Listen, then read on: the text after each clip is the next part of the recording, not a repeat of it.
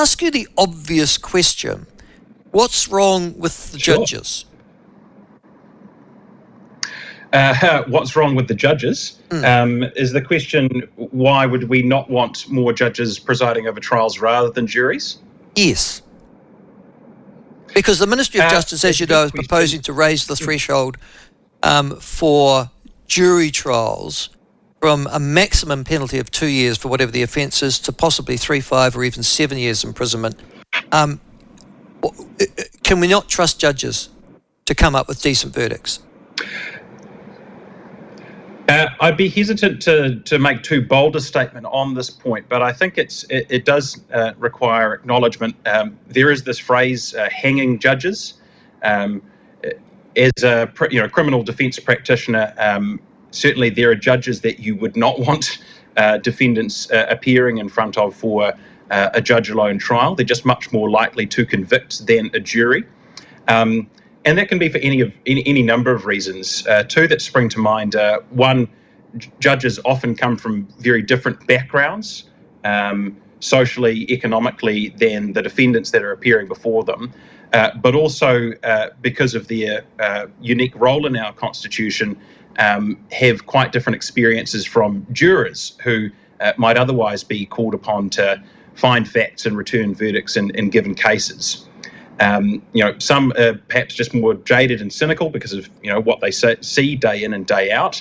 In other respects, because of their life experience, it's just harder for them to understand the dynamics at play in different factual situations, which juries, because of their varied life experiences and backgrounds, have a much easier time understanding.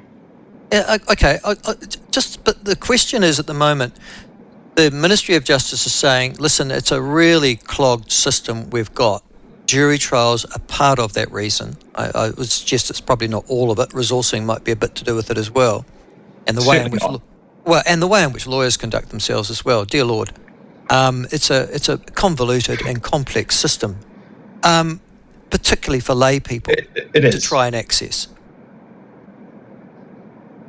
Yes, and not just lawyers themselves. Obviously, defence lawyers are required to act in their client's best interest, and because of things like privilege, you can't exactly inquire into the reasons why certain procedural decisions are made, whether to seek adjournments or various other things.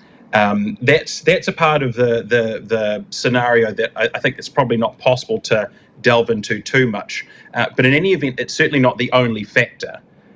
There are a number of other factors which are contributing to delay that have absolutely nothing to do with the fact that a jury's involved and people are electing trial by jury. And it doesn't even have to do with the conduct of trials themselves, whether judge alone or jury trial. The relevant period that the Ministry of Justice has looked at, 2018 through to 2023, is a period where obviously we experienced the COVID-19 lockdowns, and there was a good 2 years there that were effectively lost because of the huge restrictions on attending court, and it resulted in lots of adjournments. And so I think we're still experiencing the effects of that backlog. Additionally, not the defence lawyers themselves, but defendants have their part to play in delays, not turning up when required for hearings, warrants to arrest being issued, not showing up for preparation of reports, or not doing their rehabilitative steps ahead of sentencing. But also failures on the part of the prosecution. A significant contributor to delays is in fact failures by the prosecution, whether the police or the Crown or some other agency, to disclose material in a timely way, which enables defence lawyers to prepare their cases, give their client advice, and make informed decisions about what to do. And there's numerous other failures, including AVL issues, having people participate remotely. And look, there's a long list of different systemic issues. I accept that, but if the ministry to decided to address, that would. Yeah, no, and I accept what you're saying. I accept, Thomas, that at the end of the day, there are a series of reasons for delay, of which jury trials are but one. And I'm sure you're absolutely right that COVID would have had a great deal in terms of creating that sort of bow wave of delay. But Yes. here's the question for you. If you only have a judge alone trial for offences that have a maximum imprisonment term of 2 years or less, so you don't have the right to a jury trial if you're going to be convicted of an offence that's 2 years or less, then why, if that principle's accepted and already part of the operation of criminal law now, does it really matter if that goes out to 3 years or 4 years or 5 years if you've already accepted the principle that I can't get a jury trial if I'm going to be convicted of an offence, as I said, which has a maximum of less than 2 years imprisonment?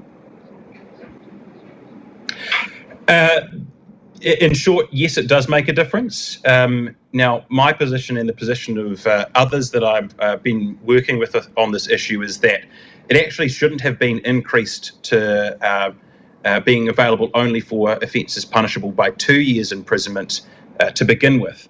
That didn't actually come into effect until there was a reform in 2013, originally and for 100 plus years before that. Or possibly longer if I'm remembering correctly, jury trials were available for offences that were punishable by more than 3 months imprisonment. That aligns much more closely with the position in the United States, where it's written into their constitution that every person has the right to a jury trial where they're charged with an offence that's punishable by 6 months imprisonment or more. You were making the point that it changed from 3 months to 2 years. Is one of the reasons that 2 years is quite important in the scheme of if I'm in prison for under 2 years, I can get home detention? I don't know that was a determining consideration. I think probably the major one was that it was the next step up, which in terms of made efficiency. sense based on the different. In terms of the maximum sentences available for a number of different offences. So basically, a maximum penalty of 2 years imprisonment happens to be a very common maximum penalty, and that's available for things like assault on a person in a family relationship, assault on a child, unlawfully taking or getting into a motor vehicle, and a whole raft of other offences. So it's just a convenient place to stop when you're seeking to sort of lift the threshold, so to speak. But lifting it beyond that would exclude a number of offences where jury trials really are preferable because they involve issues of credibility, which judges who might be cynical or jaded aren't best placed to assess the evidence. And that includes things like assault on a person in a family relationship, and as I mentioned, assault on a child. Those sorts of situations where often it's a he said, she said, the kinds of situations that really a defendant would want their peers, a jury of their peers, to be assessing the evidence because they'll have their own lived experiences of different relationship dynamics. And I think if I could go this far, more likely to give a defendant a fair hearing because they can more readily identify with that person than a judge who spent 20, 30 years on the bench.